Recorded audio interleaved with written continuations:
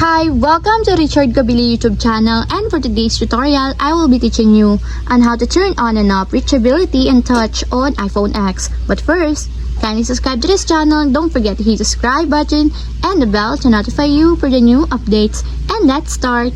Using your iPhone X, from your home screen, first go to Settings. Then in the settings, scroll down and find the accessibility and then tap. Then in the accessibility, scroll down again and go to physical and motor section and then tap the touch.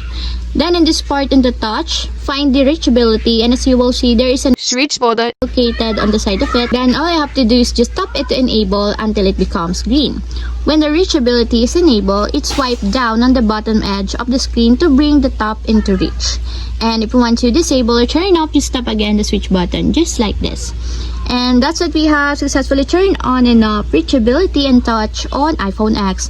If you have a question, can you comment down below, and don't forget to hit the subscribe button and the bell to notify you for the new updates. And thank you for watching!